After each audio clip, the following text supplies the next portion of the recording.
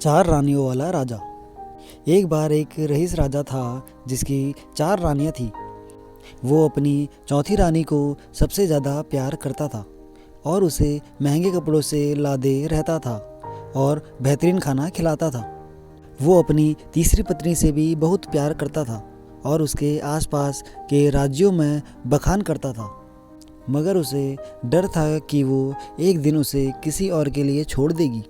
वो अपनी दूसरी पत्नी से भी प्यार करता था और वो उसकी हमराज थी और उसके साथ हमेशा सहानुभूति, इज्जत और धैर्य से रहती थी। जब भी राजा कोई परेशानी में होता वह उसे बताता ताकि वह राजा को उस परेशानी का हल बता सके। राजा की पहली पत्नी राजा की सबसे वफादार थी और राज्य और उसकी दौलत बढ़ाने में बहुत मदद करती थी, मगर वह अपनी पहली पत्नी से प्यार नहीं करता था। एक बार राजा बीमार पड़ गया और उसे समझ आ गया कि उसके पास समय कम है। इसीलिए उसने अपनी चौथी पत्नी से पूछा कि मैंने सबसे ज़्यादा तुमसे प्यार किया है और तुम्हें सबसे बेहतरीन चीज़ों से नवाजा है और तुम्हारा सबसे ज़्यादा ध्यान रखा है। अब जब मैं मरने जा रहा हूँ, क्या तुम मेरे साथ देने के लिए मेरे साथ चलोगी? तब उसकी चौथी पत्नी ने जवाब दिया कि बिल्कुल नहीं। उसकी बात राजा के दिल में छुरी जैसी चुभी। अब दुखी राजा ने अपनी तीसरी पत्नी से पूछा कि मैंने सारी ज़िंदगी तुमसे प्यार किया, अब मैं जा रहा हूँ, क्या तुम मेरे साथ चलोगी? नहीं, ऐसा तीसरी पत्नी ने जवाब दिया। ज़िंदगी बहुत अच्छी है और जब तुम मरोगे तो मैं दोबारा शादी करूँगी।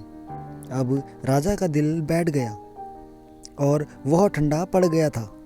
फिर उसने अपनी दूसरी पत्नी से पूछा, मैंने हमेशा ज़रूरत के वक्त तुमसे मदद मांगी और तुमने भी हमेशा मेरा साथ दिया। जब मैं मरूंगा, क्या तुम मेरा साथ देने में मेरे साथ आओगी? माफ़ करना, इस बार मैं तुम्हारी मदद नहीं कर सकती, दूसरी पत्नी ने जवाब दिया। ज़्यादा से ज़्यादा मैं तुम्हारी कब्र तक छोड़ सकती हूँ। उसका जवाब बिजली की तरह राजा को लगा और वो बहुत दुखी हो गया। तभी एक आवाज़ आई, मैं आपके साथ चलूँगी और जहाँ आप जाएंगे वहाँ चलूँगी। राजा ने नज़र घुमाई तो उसकी पहली पत्नी खड़ी थी।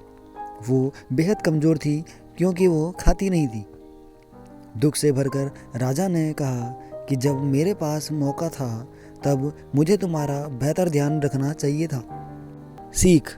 दोस्तों, इस कहानी से हमें यह सीखने को मिलता है कि हमारी चौथी पत्नी हमारा शरीर है। हम चाहे इसे सजाने धजाने में कितना भी दिल लगाएं, मृत्यु के समय ये हमें छोड़ जाएगा। हमारी तीसरी पत्नी हमारी संपत्ति, दर्जा और दौलत है। जब हम मरते हैं ये औरों को मिल जाती है। हमारी दूसरी पत्नी हमारा परिवार और समीगण है। वो चाहे कितना भी हमारे साथ हो, ज़्यादा से ज़्यादा वो हमारे साथ शमशान तक आ जाएंगे, पर उसके आगे नहीं।